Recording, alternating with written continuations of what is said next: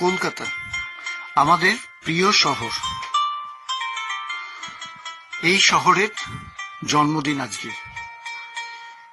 আমরা সবাই কলকাতাকে ভালোবাসি। We love you Kolkata. তুমি আমাদের প্রিয় শহর।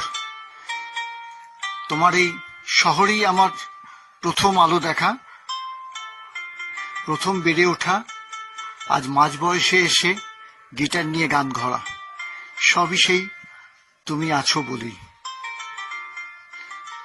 তাই আজ তোমার জন্মদিনে আমার ছোট্ট এই উপহার।